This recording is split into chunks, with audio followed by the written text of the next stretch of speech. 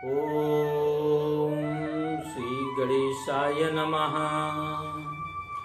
अत्सरी नदी कथा में आज प्रस्तुत है पूज्य जीवनदायिनी व्यास नदी की गुणगान, उनकी अर्चना, उनकी वंदना।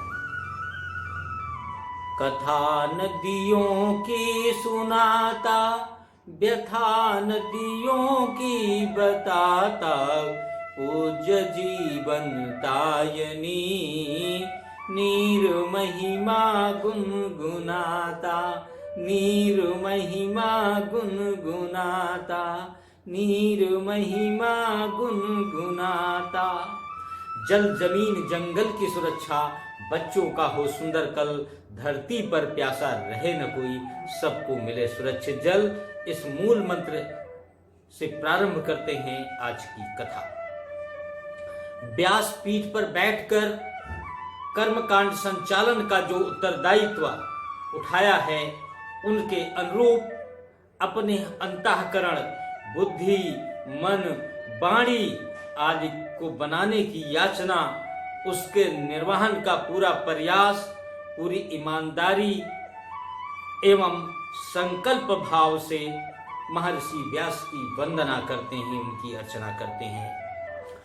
नमस्ते तो ते व्यास विशाल बुद्धे, फुल्लार वृंदायेत पत्र नेत्र, एन त्वया भारत तैल्य पूर्णः, प्रज्वालितो ज्ञानमयः प्रदीपः।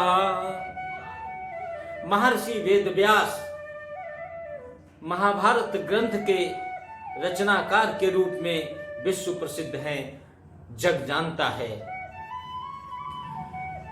महाभारत का लेखन भगवान गणेश जी महर्षि वेदव्यास से सुनकर के करते हैं। महर्षि वेदव्यास महाभारत के रचनाकार ही नहीं, अपितु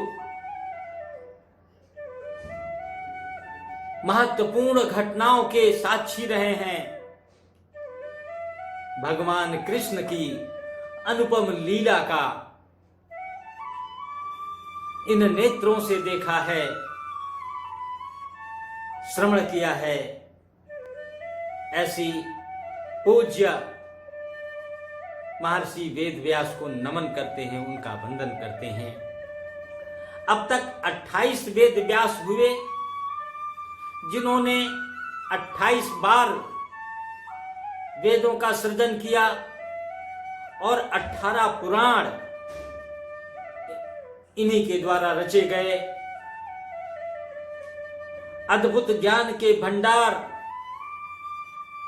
महर्षि को सत सत नमन करते हैं।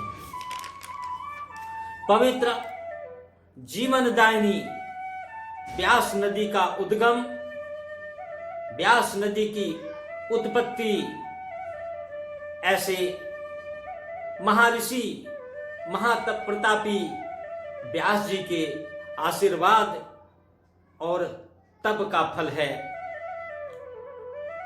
इनका उद्गम स्थल पीर पांजाल पर्वत श्रृंखला में स्थित रोहतांग दर्रे में व्यास कुंड से माना जाता है। ऋग्वेद में एक कथा और प्रचलित है। भगवान ब्रह्मा जी के मानस पुत्र, त्रिकालदर्शी, अद्भुत शक्तियों के स्वामी, सूर्यवंशी राजा दशरथ के कुलगुरु, भगवान श्री राम के गुरु, जिन्होंने भगवान राम को मर्यादा पुरुषोत्तम बना दिया, सारे जगत को उदितमान किया, सारे जगत के अनुकरणीय प्रभु रूप बन गए। गुरु वशिष्ठ के 100 पुत्रों को विश्वामित्र ने क्रोध में आकर के भस्म कर दिया, खत्म कर दिया, वध कर दिया।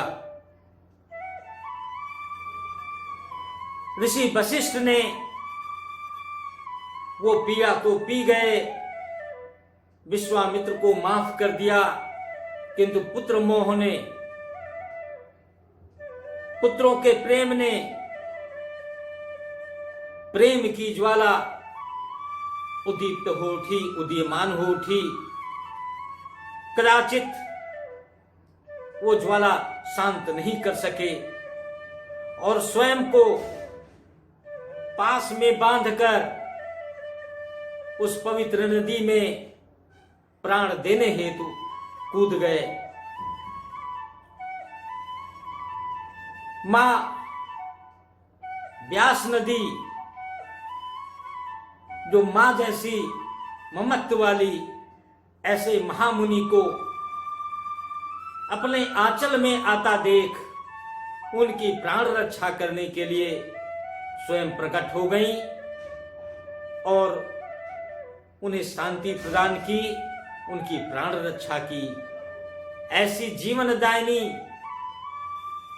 जननी व्यास नदी के रूप में विपाशा के नाम से जानी गई, जिन्होंने उनके बंधन से मुक्त किया था, पास से मुक्त किया था। अपने उद्गम स्थान हिमाचल से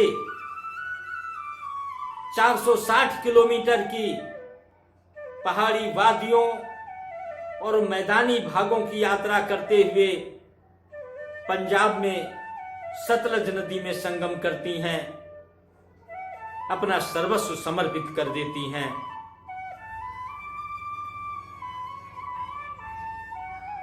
व्यास नदी और सहायक नदियां संपूर्ण पर्वतीय क्षेत्र में हरियाली की अनुपम छटा बिखेरती हैं, कल कल करती हुई मधुर संगीत प्रदान करती हुई स्वर लहरी से मंत्रमुग्ध कर देती हैं। इनके तटों पर कुल्लू, मनाली, बजौरा, मंडी, दोहरा, गोपी अनेकानेक मनोरम सौंदर्य से भरे हुए धनी नगर बसे हैं, जो देश के हर प्राणी को, हर मनुष्य को अपनी ओर, अपने सौंदर्य की ओर खींचती हैं, बुलाती हैं। छुट्टियों में हर कोई इन पहाड़ी वादियों का, हरी भरी वादियों का रसास्वादन करना चाहता है, इन नेत्रों से देखना चाहता है और अपने मन मस्तिष्क दिलो दिमाग में बसा लेना चाहता है। ये संपूर्ण क्षेत्र सप्त ऋषियों का तपोवन रहा है, तपोस्थली रही है। कहा जाता है भगवान का आवास वहीं पर है, सदा विराजमान रहते हैं। पौराणिक गाथाओं, प्राचीन दर्शनीय मंदिरों को समेटे हुए स्वर्ग जैसा मनोरम दृश्य प्रस्तुत करता है, जहां सेब के बागान, रंग बिरंगे फूलों से भरी घाटियां, रंग बिरंगे जंगली पुष्पों से भरी वादियां अपनी सुगंधित बयार से, अपने सुगंधित पवन से मंत्रमुग्ध कर देती हैं, अपने प्रेम पास में, अपने आगोश में खींच लेती हैं और बार बार बुलाती हैं, जो हर कोई खिंचा चला जाता है। ऐसी परम पूज्य व्यास नदी की सहायक नदियों में पार्वती, पिन, होजल, सरवरी, बिनवा, गज व चक्की आदि हिमाचल की वादियों को सुरम्य, मनोहारी और दर्शनीय बना रही हैं। पंजाब प्रांत आकर अपने अमृत रूपी जल से विशाल भूभाग को सिंचित करती हैं और सोने का खजाना लुटा देती हैं। पंजाब की प्रमुख 5 नदियों में से ब्यास नदी का अनुपम स्थान है, अनुपम उदाहरण है। परंतु अफसोस कहना पड़ता है, जालंधर, लुधियाना आदि शहरों में स्थित शुगर मिलों का, शराब की फैक्ट्रियों का जहरीला रसायन युक्त विषैला पानी, सीरा, कचरा आदि इन नदियों में प्रवाहित किया जाता है, जिससे ये पतित पावनी पूज्य नदियां अपना अस्तित्व खोती जा रही हैं। जल के बंटवारे को लेकर हरियाणा और पंजाब में तलवारें खींची रहती हैं,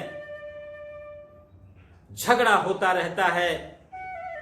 काश ये झगड़ा इनकी पवित्रता को बरकरार रखने के लिए होता, ये झगड़ा प्रदूषण मुक्त बनाने के लिए होता, उनके संरक्षण के लिए होता, तो आज ये स्वर्णिम प्रदेश सूखे का सामना नहीं कर रहे होते। 5 नदियों वाला पंजाब, जो पूरे देश में, विश्व में गेहूं उत्पादन का प्रमुख केंद्र के रूप में माना जाता है, जाना जाता है, सिरमौर है, आज सूखे जैसी संकट का सामना करना पड़ता है। आइए इन जीवनदायिनी नदियों की महत्ता को समझें, इनकी उपयोगिता को समझें, उन्हें बचाने की कोशिश करें, उन्हें संरक्षित करने की कोशिश करें और संकल्प लें कि हम नदियों में किसी तरह का प्रदूषणकारी पदार्थ नहीं डालेंगे। और ये हम कर सकते हैं, ये हम आप मिलकर कर सकते हैं। अपनी इन जीवनदायी नदियों को संरक्षित कर सकते हैं।